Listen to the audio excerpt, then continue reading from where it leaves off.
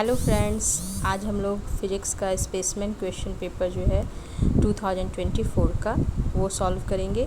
तो सबसे पहले सेक्शन ए का सॉल्व करते हैं। सेक्शन ए का क्वेश्चन नंबर 1 है, a moment of couple has a tendency to rotate the body in an anti clockwise direction when then the moment of couple is taken as positive. ये तो हम लोगों ने पढ़ा ही है 4th चैप्टर में। Kinetic energy of a given body depends on the momentum. और third में for burning of coal in a thermoelectric station the energy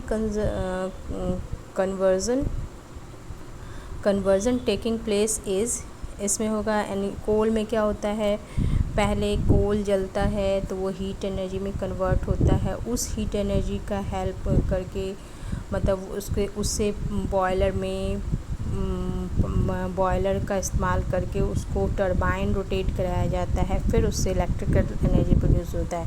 तो पहले chemical to heat to mechanical to electrical, तो इसका B option होगा। फिर third में है, nucleus of an atom consist of 146 neutron and 95 protons, it decay after an alpha particles. Alpha particle decay करता है, तो अल्फ़ा पार्टिकल अगर निकलता है तो हम लोग जानते हैं कि इसका एटॉमिक नंबर 2 डिक्रीज़ होता है एंड मास नंबर 4 डिक्रीज़ होता है। तो एटॉमिक नंबर यहाँ प्रोटॉन का नंबर होता है, तो प्रोटॉन का नंबर 95 से 93 हो जाएगा, और इसमें कोई अदर ऑप्शन तो है नहीं, इसलिए आप आंख बंद करके ए ऑप्शन लगा सकते हैं। एंड इसके बाद infrared radiation travel long distance through dense fog and mist. Reason दिया है, infrared radiation undergo minimum scattering in earth's atmosphere. तो ये करेक्ट आंसर, इंफ्रारेड जो है ये काफ़ी इसका लॉन्ग डिस्टेंस से ट्रैवल कर सकती है क्योंकि इसका वेवलेंथ लॉन्गर होता है। एंड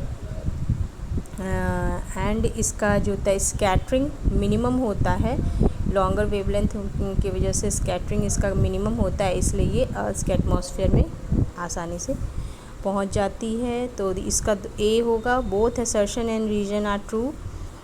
नेक्स्ट क्वेश्चन है, कन्वेक्स लेंस में the minimum distance between an object and its real image in terms of focal length.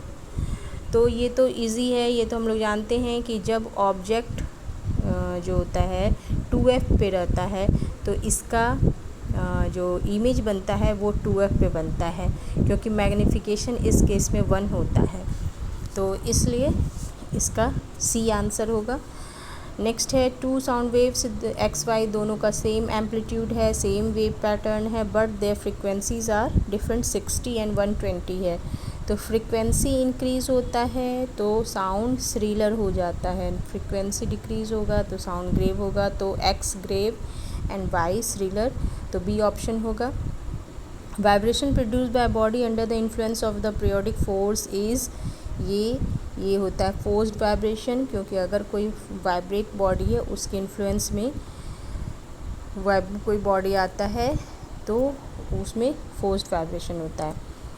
Graph of the voltage versus current V/I का ये ग्राफ दिया हुआ है डिफरेंट मटेरियल्स के लिए, एंड 4 मटेरियल्स है PQRS। तो हम लोग को बताना है कि किसका यूज़ कॉयल के टोस्टर में होता है। तो कॉयल के टोस्टर में यूज़ करने के लिए हम लोग जानते हैं कि हाई रेजिस्टेंस वाला मटेरियल यूज़ किया जाता है। यहाँ हाई रेजिस्टेंस किसका होगा, जिसका स्लोप सबसे ज़्यादा होगा, दैट मीन्स P का स्लोप सबसे ज़्यादा है। अब नेक्स्ट क्वेश्चन में आते, old convention of the earth wire. Old convention में के अकॉर्डिंग अर्थ वायर का कलर जो होता था वो ग्रीन होता था। Length force is based on the, ये तो क्वेश्चन थ्योरी बेस्ड है तो एनर्जी होगा इसमें।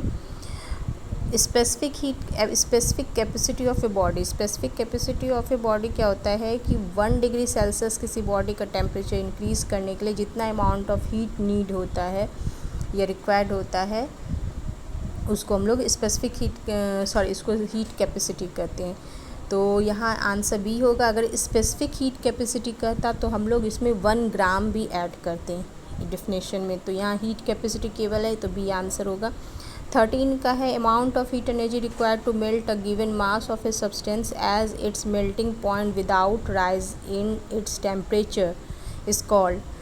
तो किसी भी अमाउंट ऑफ हीट एनर्जी किसी को मेल्ट करने के लिए जो यूज़ होता है वो कहलाता है उसका, बिना टेम्परेचराइज किए, तो ये होगा लेटेंट हीट ऑफ फ्यूज़न।